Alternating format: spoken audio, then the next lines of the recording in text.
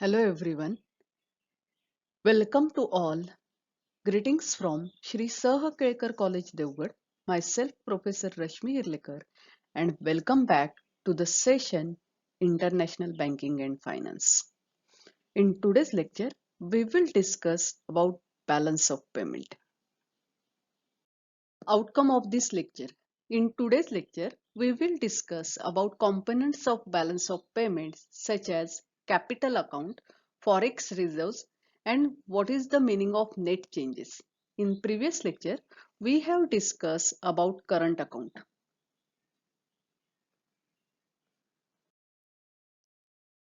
विद्यार्थी मित्रांनो, आपण अगोदरच्या लेक्चरमध्ये शिकलो की balance of payment is a systematic record of all transactions between resident and non-resident of a country for a specified period of time. Balance of payment हे एका वर्षाचं, जसं आपण अकाउंटिंग 31 म्हणजे 1 एप्रिल पासून 31 मार्च पर्यंत एका वर्षाचा कालावधीचं असतं, same way balance of payment सुद्धा वर्षाचा कालावधीचं असतं. अगोदरच्या लेक्चरमध्ये आपण बॅलन्स ऑफ पेमेंटचे कॉम्पोनंट्स बघितले होते की current account, capital account, forex reserve आणि एरर्स आणि ओमिशन्स असे 4 कॉम्पोनंट्स आहेत.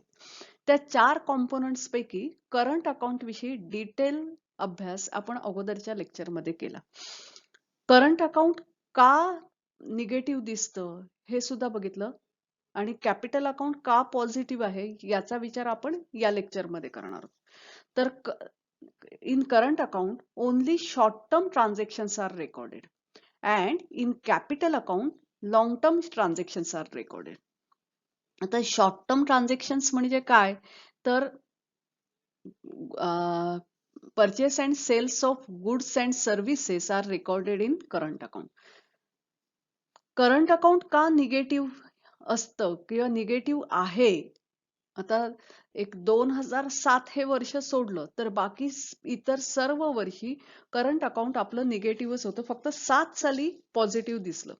तर एक तर पहिली गोष्ट, करंट अकाउंटमध्ये व्हिजिबल आणि इनव्हिजिबल ट्रान्झॅक्शन्स रेकॉर्ड केली जातात. व्हिजिबल म्हणजे purchases and sales of goods, merchandise transactions recorded in current account, आणि सर्व्हिसेसशी रिलेटेड जी ट्रान्झॅक्शन्स आहेत त्याचा सगळ्याचा अभ्यास आपण अगोदरच्या लेक्चरमध्ये केलेला आहे. आणि या सगळ्याचा इफेक्ट म्हणून current account always shows negative balance. Current account is always deficit.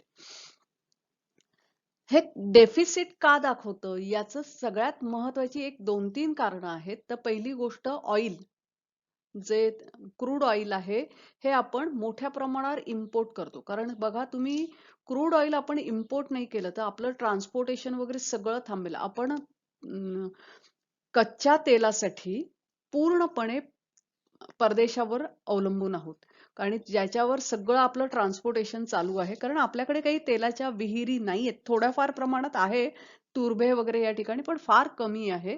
मोठ्या प्रमाणावर इम्पोर्ट ऑइलचं केलं जातं.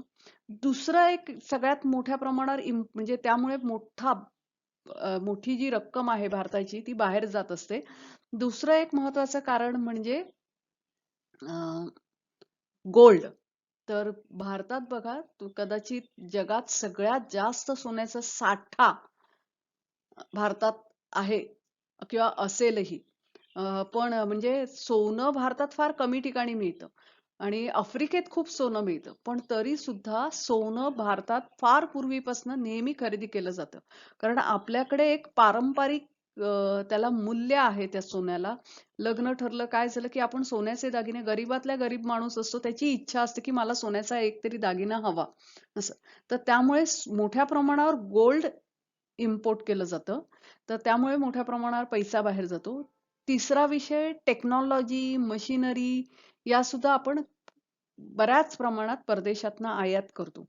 आणि जेवढं आयात करतो त्याच्या तुलनेत खूप कमी प्रमाणात आपण निर्यात करतो किंवा आपले एक्सपोर्ट्स खूप कमी आहेत.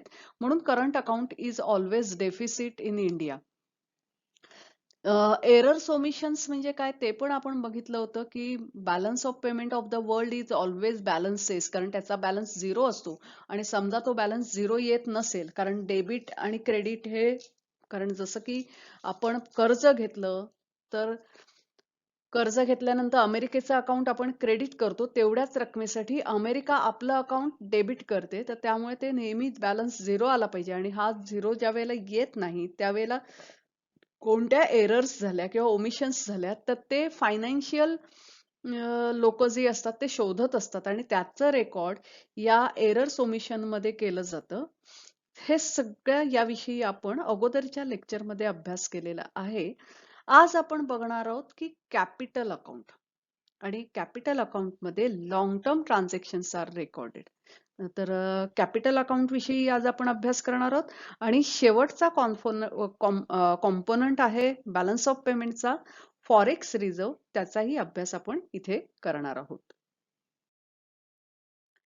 आता कॅपिटल अकाउंट, जसं करंट अकाउंट आपलं निगेटिव्ह बॅलन्स दाखवतं, current account is always deficit, आणि भारताचं कॅपिटल अकाउंट हे ऑलवेज सरप्लस दाखवतं. तर का सरप्लस दाखवतं हे कळेलच आपल्याला, पण here long term transactions are recorded. Capital account मध्ये लॉंग टर्म ट्रान्झॅक्शन्स रेकॉर्ड केली जातात. आता ही लॉंग टर्म ट्रान्झॅक्शन्स कशाशी रिलेटेड असतात, तर there are three main components of capital account. First one is foreign investment. परदेशातना येणारी इन्व्हेस्टमेंट जी आहे, हा एक मुख्य कॉम्पोनंट आहे फॉरेन इन्व्हेस्टमेंट. फक्त येणारीच असं नाही, आपण परदेशात इन्व्हेस्टमेंटही करतो. म्हणजे आपण इन द सेन्स सामान्य माणूस जरी परदेशात इन्व्हेस्टमेंट करत नसला तरी रिलायन्स असेल, टाटा असेल किंवा अशा ज्या मोठ्या MNCs आहेत, या परदेशात जाऊन त्यांच्या कंपन्या उघडत असतात, त्यांच्या इन्व्हेस्टमेंट होत असतात. पण जर तुम्ही कंपॅरिझन केला तर आपल्याकडनं बाहेर किंवा रिलायन्स टाटा असंच नाही, इन्फोसिस पण आहे, अशा अनेक कंपन्या आहेत. पण तरी सुद्धा तुलनात्मकरित्या विचार केला तर परदेशातना मोठ्या प्रमाणावर इन्व्हेस्टमेंट भारतात केल्या जातात ऍज कम्पेअर टू आपल्या भारतात. भारतीय लोक परदेशात करतात इन्व्हेस्टमेंट. तर ही जी तुलना आहे त्या तुलनेत परदेशातनं येणाऱ्या इन्व्हेस्टमेंट जास्त आहेत. परदेशातनं ज्या वेळेला इन्व्हेस्टमेंट भारतात केल्या जातात तर परदेशी करन्सी भारतात येते, फॉरेन करन्सी भारतात येते, आणि मोठ्या प्रमाणावर फॉरेन करन्सी भारतात येत असल्यामुळे हे अकाउंट सरप्लस दाखवतं. आणि म्हणून इथे positive, it is always surplus. असं कधी होत नाही की भारतातल्या इन्व्हेस्टमेंट खूप, भारतातल्या भारतीय लोकांनी परदेशात इन्व्हेस्टमेंट खूप केल्या as compare to foreign investment, असं होत नाही, अजून तरी झालेलं नाही. आणि त्यामुळे हे अकाउंट कायम सरप्लस दाखवतं. दुसरं, आता ह्या फॉरेन इन्व्हेस्टमेंट विषयी थोडं डिटेलमध्ये आपण इथे अभ्यास करूया की या फॉरेन इन्व्हेस्टमेंटमध्ये कोणत्या कोणत्या प्रकारच्या इन्व्हेस्टमेंट आहेत. तर there are three main components of foreign investment. First one is foreign direct investment, second one is foreign institutional investment, and third one is American depository receipt और ग्लोबल डिपॉझिटरी रिसिप्ट. विद्यार्थी मित्रांनो, ADR आणि GDR याविषयी मी स्वतंत्र video केलेला आहे आणि तो तुम्हाला सेंडही केलेला आहे. तर त्यामुळे तुम्हाला ADR GDR नक्कीच माहिती आहे. फॉरेन डायरेक्ट इन्व्हेस्टमेंट आणि फॉरेन इन्स्टिट्यूशनल इन्व्हेस्टमेंट याविषयी आपण SY ला असताना सुद्धा अभ्यास केला. पण तरी सुद्धा एक थोडक्यात तुम्हाला सांगते की फॉरेन डायरेक्ट इन्व्हेस्टमेंट कुठची आणि फॉरेन इन्स्टिट्यूशनल इन्व्हेस्टमेंट कोणती. तर याला एक अट दिलेली आहे की समजा एखाद्या परदेशी कंपनी भारतातल्या अनलिस्टेड कंपनीमध्ये इन्व्हेस्टमेंट करत असेल. आता अनलिस्टेड कंपनी म्हणजे काय हे तुम्ही गेल्या वर्षी फायनान्शियल मार्केटमध्ये शिकलात. ज्या कंपनीचं रजिस्ट्रेशन स्टॉक एक्सचेंज मध्ये झालं नाहीये त्याला अनलिस्टेड कंपनी असं म्हणतात. अशा अनलिस्टेड कंपनीमध्ये एखादा परदेशी इन्व्हेस्टर इन्व्हेस्टमेंट करत असेल, it is called as foreign direct investment. ही पहिली अट. सेकंड काय, तर फॉरेन डायरेक्ट इन्व्हेस्टमेंट दुसरं कशाला म्हणतात, समजा परदेशी इन्व्हेस्टर भारतीय लिस्टेड कंपनीमध्ये इन्व्हेस्टमेंट करत असेल but it is greater than 10%. म्हणजे ज्या कंपन्यांचं लिस्टिंग झालंय स्टॉक एक्सचेंजमध्ये, लिस्टिंग झालंय म्हणजे नोंदणी झाली आहे, त्यांचे शेअर्सचं ट्रेडिंग होतं, अशा कंपन्यांमध्ये 10% कंपन्यांच्या कॅपिटलच्या 10% जास्त इन्व्हेस्टमेंट फॉरेन इन्व्हेस्टर्स जर करत असेल, it is called foreign direct investment. Foreign direct investment म्हणजे काय कळलं? आता त्याच्या विरुद्ध की समजा ती इन्व्हेस्टमेंट भारतीय कंपन्यांमध्ये फॉरेन इन्व्हेस्टर 10% पेक्षा कमी इन्व्हेस्टमेंट करत असेल तर it is called foreign institutional investment. किंवा ज्या परदेशातल्या इन्स्टिट्यूशन्सची इन्व्हेस्टमेंट भारतातल्या सेकंडरी मार्केटमध्ये होते, जसं आपण सेकंडरी मार्केटमध्ये शेअर्स खरेदी करतो, विकत घेतो, सेम परदेशी इन्व्हेस्टर्स आपल्या स्टॉक एक्सचेंजमध्ये येऊन शेअर्स खरेदी विक्री करतात. It is called foreign institutional investment. इथे एक गोष्ट तुमच्या लक्षात येते का, की ज्या वेळेला परदेशातला माणूस येऊन इथे इन्व्हेस्टमेंट करतो, suppose he is making foreign direct investment, त्याने डायरेक्ट इन्व्हेस्टमेंट केली, अनलिस्टेड कंपनीत केली किंवा लिस्टेड कंपनीमध्ये केली, तर ज्या वेळेला ही डायरेक्ट इन्व्हेस्टमेंट असते, he is getting profit out of that investment. त्याला रिटर्न्स काय मिळतात? प्रॉफिट मिळतं. साहजिकच आहे, हे प्रॉफिट कुठे जातं? परदेशात जातं. तर विद्यार्थी मित्रांनो, हे जे प्रॉफिट त्याला जे मिळतंय इन्व्हेस्टमेंट केल्यानंतर किंवा त्याने गुंतवणूक केली आहे आणि त्याला व्याज मिळतंय, इंटरेस्ट मिळतोय, किंवा त्याने शेअर्समध्ये फॉरेन इन्स्टिट्यूशनल इन्व्हेस्टमेंट आहेत तर त्याला डिव्हिडंड मिळतोय. एडीआर जीडीआर मधनं सुद्धा असे रिटर्न्स मिळतात. हे रिटर्न्स जे आहेत त्याचं रेकॉर्ड आपण कुठे बघितलं? करंट अकाउंट मध्ये बघितलं. त्याचं रेकॉर्ड करंट अकाउंट मध्ये होतं आणि करंट अकाउंट मधली ही जी रक्कम आहे ती परदेशात जाते. म्हणून करंट अकाउंट काय दाखवतं आपल्याला? निगेटिव्ह दाखवतं. कारण ही जी प्रॉफिट बाहेर गेलं, इंटरेस्ट गेलं किंवा डिव्हिडंड गेला, याचं रेकॉर्डिंग कॅपिटल अकाउंट मध्ये होत नाही. कॅपिटल अकाउंट मध्ये इन्व्हेस्टमेंट आल्या आणि परदेशात इन्व्हेस्टमेंट केल्या याचंच रेकॉर्डिंग होतं. आणि ह्या इन्व्हेस्टमेंट परदेशात केल्या आणि परदेशातनं आल्या याची जर तुलना बघितली तर साहजिकच आहे, परदेशातले फॉरेन इन्व्हेस्टर्स मोठ्या प्रमाणावर भारतात इन्व्हेस्टमेंट करतात. That's why foreign investment account is positive in India. म्हणजे कॅपिटल अकाउंट मध्ये हे अकाउंट आपलं पॉझिटिव्ह आहे. नेक्स्ट कॉम्पोनंट आहे कॅपिटल अकाउंटचा, तो लोन अकाउंट आहे. तर कर्ज देणं आणि घेणं. तर बऱ्याचदा असं होतं की भारत बाहेरून कर्ज घेतो. भारत कर्ज देत नाही का? भारत देतो कर्ज. पण भारत कर्ज देतो तर अगदी छोट्या छोट्या गरीब देशांना देतो. उदाहरणार्थ श्रीलंकेला, त्याच्यानंतर भूतान असेल, त्याच्यानंतर पाकिस्तान किंवा काय असं. तर अशा छोटे छोटे जे गरीब देश आहेत, या गरीब देशांना भारत कर्ज देतो आणि ते खूप कमी असतं. त्या तुलनेत भारतात कडून परदेशातनं मोठ्या प्रमाणावर कर्ज घेतली जातात आणि ही कर्जाची अमाउंट भारतात येते, म्हणून हे लोन अकाउंट सुद्धा पॉझिटिव्ह आहे. कळलं? आता कशासाठी कर्ज घेतलं जातं भारतात? तर पहिलं सॉव्हर्जिन म्हणजेच गव्हर्नमेंट. सरकार मोठमोठे प्रकल्प ज्या वेळेला उभारतं त्यावेळेला सरकारला परदेशातनं कर्ज घ्यावं लागतं. उदाहरणार्थ सांगायचं झालं तर बुलेट ट्रेनचा जो प्रोजेक्ट आहे त्या प्रोजेक्टसाठी भारताने जपानकडनं कर्ज घेतलं आणि हे कर्ज, परदेशातलं जे कर्ज असतं ते खूप म्हणजे ऍज कम्पेअर टू भारतातनं कर्ज उभारण्यापेक्षा परदेशातनं कर्ज उभारणं स्वस्त असतं, कारण तिथे व्याज दर कमी आहेत. विद्यार्थी मित्रांनो, तुम्हाला कदाचित कल्पना नसेल, पण असं म्हटलं, आपण आपल्याकडे ज्या वेळेला आपण बँकेत पैसे ठेवतो तर बँकेत पैसे ठेवल्यानंतर आपल्याला व्याज मिळतं. पूर्वी बँकेत ठेवलेले पैसे आणि आत्ताचे ठेवलेले पैसे, तर ह्याच्यात खूप आता फरक म्हणजे काय जाणवायला लागलाय, की बँकेत आपल्याला व्याज कमी व्हायला लागले.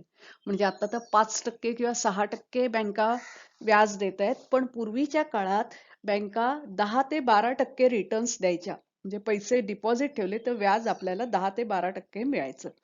ना आता हे कमी व्हायला लागलंय, पण परदेशात बँकेत पैसे ठेवण्यासाठी डिपॉझिटर बँकेला पैसे देतो.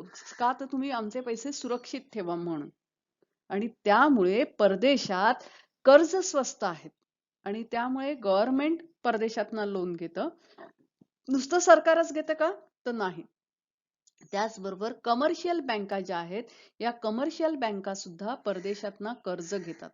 आता सॉरी, कमर्शियल बँका नाही, it was wrong. Commercial organisations म्हणजे व्यावसायिक जे आहेत ते सुद्धा परदेशातनं कर्ज घेतात. उदाहरणार्थ सांगायचं झालं की सपोज इन्फोसिस आहे, तर इन्फोसिसची अमेरिकेत ब्रांच आहे. इन्फोसिसला काही एखादा प्लांट उभारायचा आहे अमेरिकेत कुठच्या तरी वेगळ्या स्टेटमध्ये, आणि तो प्लांट उभारण्यासाठी काही रक्कम हवी आहे. आणि ते कर्ज जर घेणार असेल तर इन्फोसिस काही भारतात येणार आणि इथून कर्ज घेऊन जाणार नाही, कारण तो अमेरिकेतच प्लांट उभारायचा आहे. साहजिकच आहे की त्यांना डॉलरमध्ये रक्कम हवी असणार, आणि त्यासाठी इन्फोसिस सारखी कंपनी परदेशातनच कर्ज घेते आणि तिथे प्लांट उभारते. किंवा भारतात प्लांट उभारायचा आहे पण आणताना परदेशातनं टेक्नॉलॉजी आणायची आहे, मग अशा वेळेला परदेशात कर्ज घेतलं जातं, ती टेक्नॉलॉजी खरेदी केली जाते आणि ती टेक्नॉलॉजी आणली जाते. तर हे जे असं परदेशात कर्ज घेतात त्याला एक्सटर्नल कमर्शियल बॉरोइंग असं म्हणतात. आणि हे एक्सटर्नल कमर्शियल बॉरोइंग सुद्धा मोठ्या प्रमाणावर आहे, आणि त्यामुळे लोन या स्वरूपात मोठ्या प्रमाणावर भारतात रक्कम येते. त्याचबरोबर हे दोघही म्हणजे कमर्शियल पर्पजसाठी किंवा गव्हर्नमेंट स्वतःसाठी जे काही कर्ज लागतं, हे बायलॅटरल किंवा मल्टीलॅटरल माध्यमातनं कर्ज उभारतात. तर बायलॅटरल म्हणजे काय, तर भारताने दुसऱ्या एखाद्या देशाकडनं कर्ज घेतलं, इट इज कॉल्ड बायलॅटरल. आणि मल्टीलॅटरल याचा अर्थ असा की IMF किंवा वर्ल्ड बँकेकडनं कर्ज उभारलं तर त्याला मल्टीलॅटरल ट्रान्झॅक्शन्स असं म्हणतात. या सर्व ट्रान्झॅक्शनचा इफेक्ट म्हणजे मोठ्या प्रमाणावर कर्जाऊ रक्कम भारतात येते, आणि म्हणून हे अकाउंट पुन्हा पॉझिटिव्ह दाखवतं. म्हणजे अशा प्रकारे हे पॉझिटिव्ह पॉझिटिव्ह या दोघांचा इफेक्ट कॅपिटल अकाउंटवर होतो, आणि कॅपिटल अकाउंट सुद्धा मोठ्या प्रमाणावर म्हणजे कॅपिटल अकाउंट पॉझिटिव्ह दिसतं. पण हे जे कर्ज आपण घेतलंय या कर्जाचं व्याज जे आहे ते आपल्याला फेडावं लागतं, आणि हे जे व्याज म्हणून आपण जी रक्कम देतो ती रक्कम रेकॉर्ड केली जाते capital account sorry current account मध्ये, आणि म्हणून करंट अकाउंट मधनं पैसे बाहेर जातात हे असं दिसतं, आणि that's why current account shows negative balance. आता बँकिंग कॅपिटल, बँकिंग कॅपिटल हे पॉझिटिव्ह निगेटिव्ह काही असू शकतं. कारण का तर भारतीय बँकांमध्ये NRI स्वतःची रक्कम डिपॉझिट करतात, किंवा फॉरेन बँका ज्या आहेत त्यांना त्यांच्या काही व्यापारी हेतूसाठी सुद्धा they have to maintain some deposits with Indian banks, and that's why हे जे आहे ना ते हे कधी पॉझिटिव्ह कधी निगेटिव्ह होत असतं, पण याचा total effect capital account is positive. आणि याचे जे काही परिणाम होतात ते परिणाम करंट अकाउंटवर होतात, आणि current account always shows deficit, capital account always shows surplus. विद्यार्थी मित्रांनो, आतापर्यंत अगोदरच्या लेक्चरमध्ये करंट अकाउंट एरर्स ओमिशन विषयी चर्चा झाली, कॅपिटल अकाउंट विषयी आपण या लेक्चरमध्ये चर्चा केली. आता राहिलं फॉरेक्स रिझर्व. खरं म्हणजे बॅलन्स ऑफ पेमेंटवर अगोदर एक लेक्चर केलेलं असताना सुद्धा परत एकदा लेक्चर करण्यामागचं कारण असं की आता जे आपलं फिक्स एक्सचेंज रेट किंवा फ्लक्च्युएटिंग एक्सचेंज रेट जे आहेत, तर त्याविषयी मुळात हे एक्सचेंज रेट कसे ठरतात हे बघण्यासाठी म्हणून हा सगळा आपण खटाटोप केला बॅलन्स ऑफ पेमेंटचा, पुन्हा एकदा थोडासा वेगळ्या पद्धतीने. तर चौथा कॉम्पोनंट्स आहे बॅलन्स ऑफ पेमेंटचा, तो आहे फॉरेक्स रिझर्व. या फॉरेक्स रिझर्व मध्ये काय काय असतं, तर फॉरेक्स फॉरेक्स म्हणजे काय, तर फॉरेन करन्सी असते. कारण जे काही आपली आंतरराष्ट्रीय व्यापाराची आर्थिक देवाणघेवाण होते त्यासाठी फॉरेन करन्सीचे रिझर्व भारताला स्वतःकडे मेंटेन करावे लागतात. तर हे एक फॉरेक्स हा एक फर्स्ट कॉम्पोनंट आहे फॉरेक्स रिझर्वचा. सेकंड, गोल्ड, सोन्याचा साठा ठेवावा लागतो. थर्ड, एसडीआर वर सुद्धा आपण एक वेगळं लेक्चर केलेलं आहे, स्पेशल ड्रॉइंग राईट्स. हेच एसडीआर कोण देतं, तर IMF चे तुम्ही मेंबर झाल्यानंतर IMF तुम्हाला एसडीआर जेवढे दिलेले आहेत तेवढ्या रक्कम IMF तुम्हाला ज्या वेळेला फॉरेन करन्सीची गरज असेल त्यावेळेला प्रोव्हाइड करते, पण तुम्हाला काही अटी लागू करून त्या SDR ची म्हणजे स्पेशल ड्रॉइंग राईट्स IMF कडनं तुम्ही पैसे फॉरेन करन्सी घेऊ शकता. चौथा जो कॉम्पोनंट्स आहे तो रिझर्व्ह ट्रेंच. आता हे रिझर्व्ह ट्रेंच काय आहे, तर SDRच्या 25% रक्कम तुम्ही IMF कडनं उचलू शकता, म्हणजे फॉरेक्स करन्सी तुम्ही उचलू शकता 25% SDRच्या. पण ही फॉरेन करन्सी ज्या वेळेला तुम्हाला गरज असेल त्यावेळेला तुम्ही उचलता, त्यावेळेला तुम्हाला कोणत्याही अटी लागू होते. SDR स्पेशल ड्रॉइंग राईट्स जे आहेत, म्हणजे तुम्ही फॉरेन एक्सचेंज IMF कडनं ज्या वेळेला SDR ची रक्कम घेता, विड्रॉ करता, त्यावेळेला IMFच्या काही अटी लागू असतात. पण रिझर्व्ह ट्रेंच हा 25% भाग आहे SDRचा, ज्याच्यावर कोणत्याही अटी लागू होत नाहीत. तर ह्या चारही कॉम्पोनंट्सचं मिळून फॉरेक्स रिझर्व्ह तयार होतं. आता फॉरेक्स रिझर्व्ह तयार होतं, तर फॉरेक्स रिझर्व्ह वरून म्हणजे हे जे मेंटेन करण्याचं काम आहे, हे सगळं बॅलन्स ऑफ पेमेंट कोण मेंटेन करतं, तर reserve bank of India maintain करते. आता एक उदाहरण सांगते, की समजा करंट अकाउंट जे आहे भारताचं, हे करंट अकाउंट डेफिसिट दाखवतंय 50 रुपयाचं. समजा करंट अकाउंट 50 रुपयाचं डेफिसिट दाखवतंय आणि कॅपिटल अकाउंट जे आहे ते कॅपिटल अकाउंट 100 रुपयाचं सरप्लस दाखवते. बघा, कॅपिटल अकाउंट किती रुपयाचं सरप्लस दाखवते, 100 रुपयाचं सरप्लस दाखवते. आता काय झालं की 100 रुपयाचं सरप्लस दाखवते, तर हे जे 50 रुपये डेफिसिट आहेत, तर ते डेफिसिट भरून काढण्यासाठी कॅपिटल अकाउंट मधले 50 रुपये वापरले जातात. झालं, म्हणजे हे सरप्लस आहे, म्हणजे 100 रुपये जास्त आहेत कॅपिटल अकाउंट मध्ये आणि इथे 50 रुपये कमी पडतात. तर इथले 100 रुपयापैकी 50 रुपये इथे करंट अकाउंट मध्ये वापरले जातात आणि balance of payment always balances आपण म्हणतो, अशा प्रकारे बॅलन्स केलं जातं. पण मग इथे जे जादा 50 रुपये आहेत त्याचं काय होतं, तर रिझर्व्ह बँक जी आहे ते हे जादा 50 रुपये काढून स्वतःकडे घेते. हा सगळा फॉरेन करन्सी असते, ही स्वतःकडे घेते. कशासाठी घेते, तर एकतर बॅलन्स ऑफ पेमेंट बॅलन्स करण्यासाठी ही पहिली गोष्ट. आणि ज्या वेळेला याच्या विरुद्ध पोझिशन निर्माण होते, म्हणजे काय, तर समजा असं उलट झालं की करंट अकाउंट मध्ये 100 रुपये डेफिसिट आहेत आणि कॅपिटल मध्ये फक्त 50 रुपये सरप्लस आहेत, तर हे 50 रुपये सरप्लस करंट अकाउंटला दिले तरी सुद्धा 50 रुपयाचं डेफिसिट पुन्हा दिसणारच.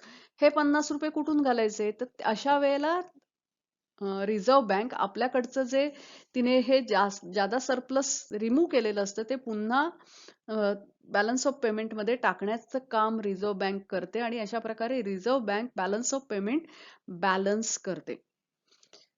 आता हे सगळं शिकण्यामागचं कारण काय होतं, तर एक्सचेंज रेट कसा ठरवला जातो हे आपल्याला बघायचं होतं. एक्सचेंज रेट कसा ठरवला जातो, तर पहिली गोष्ट अशी की हे जे काही सरप्लस आणि डेफिसिट जे आहे, यातले नेट चेंजेस काय आहेत याचा विचार केला जातो. आता नेट पॉझिटिव्ह चेंज म्हणजे काय, तर ज्या वेळेला capital account surplus is more than current account deficiency, it is called net positive changes. म्हणजे कॅपिटल अकाउंटचं सरप्लस जास्त आहे करंट अकाउंटच्या डेफिशियन्सी पेक्षा. म्हणजे जसं इथे मगाच्याच उदाहरणात बघितलं की अरे, कॅपिटल अकाउंटचं सरप्लस 100 रुपये होतं आणि करंट अकाउंट डेफिशियन्सी 50 रुपये होती, तर कॅपिटल सरप्लस जास्त आहे, it is called net positive changes. याचा अर्थ असा की आपल्या देशाकडे 50 रुपयाची फॉरेन करन्सी जास्त आहे गरजेपेक्षा. ज्या वेळेला एखादी गोष्ट गरजेपेक्षा जास्त असते त्यावेळेला त्याची व्हॅल्यू कमी होते आणि त्यामुळे फॉरेन एक्सचेंज रेट हा जो डिमांड आणि सप्लाय, म्हणजे फ्लक्च्युएटिंग एक्सचेंज रेट असेल तर डिमांड आणि सप्लाय याच्यानुसार ठरवला जातो. जर फॉरेन करन्सीचा सप्लाय जास्त असेल, डिमांड कमी असेल, तर साहजिकच आहे फॉरेन करन्सीचा दर कमी होतो. आता फॉरेन करन्सीचा दर कमी होतो याचा अर्थ काय होतं, तर पहिली गोष्ट बघा की हे जे नेट पॉझिटिव्ह चेंजेस आहेत त्याचा परिणाम म्हणून काय होतं, तर डॉलरची संख्या वाढली डॉलरची संख्या आपल्याकडची इथे वाढली आहे. डॉलरची क्वांटिटी वाढली आहे, दर नाही वाढलाय. डॉलरची क्वांटिटी वाढल्यानंतर रुपयाचं ॲप्रिसिएशन होतं. आता ॲप्रिसिएशन होतं म्हणजे काय? एक गोष्ट लक्षात घ्या की डॉलरची क्वांटिटी वाढलेली असली की रुपयाचं ॲप्रिसिएशन होतं. म्हणजे डॉलर मोठ्या प्रमाणावर उपलब्ध आहे, तर साहजिकच आहे की डॉलरची किंमत कमी होते. क्वांटिटी वाढली की व्हॅल्यू कमी होते आणि म्हणून त्याचा इफेक्ट रुपयावर होतो की रुपया ॲप्रिशिएट होतो. म्हणजे $1 सपोज 70 रुपयाला मिळत होता. आता डॉलर मुबलक उपलब्ध आहेत. डॉलरची गरज नाहीये. मग अशा वेळेला लोक बघतात की अरे आणखी कोण स्वस्तात देते का? भरपूर डॉलर तर आहेत बाजारात. कोण देते मला स्वस्तात? मग असं शोधायला लागतात आणि त्यावेळेला मग डॉलरची किंमत कमी होते. तोच डॉलर जर 60 रुपयाला मिळायला लागला, तर डॉलरची किंमत कमी होते आणि रुपयाचं ॲप्रिसिएशन होतं. म्हणजे रुपयाची किंमत वाढली. याचा अर्थ असा की $1 देऊन जर 70 रुपये मिळत होते, तर $1 देऊन 60 रुपये मिळतात. याचा अर्थ रुपयाची किंमत वाढली. याच्या अगदी विरुद्ध पोझिशन काय होतं की ज्या वेळेला डेफिसिट जास्त असतात आणि सरप्लस कमी असतात, तर नेट निगेटिव्ह इफेक्ट होतो आणि काय होतं डॉलरची संख्या कमी होते आणि रुपयाचं डेप्रिसिएशन होतं. संख्या कमी होते म्हणजे डॉलर कमी मिळायला लागतो. मग 70 रुपयाला जो डॉलर आहे लोक 80 रुपये देतात आणि खरेदी करतात. याला डेप्रिसिएशन असं म्हणतात. अर्थात रिझर्व्ह बँक हे होऊ नये म्हणून हे जे 50 रुपये जे सरप्लस जे असतात ते काढून घेते आणि म्हणून फिक्स एक्सचेंज रेटमध्ये रेट फिक्स राहतो, थोडाफार काही पॉइंटने वर खाली होत राहतो. Thank you for today. Happy learning to you. We will meet again. Thank you.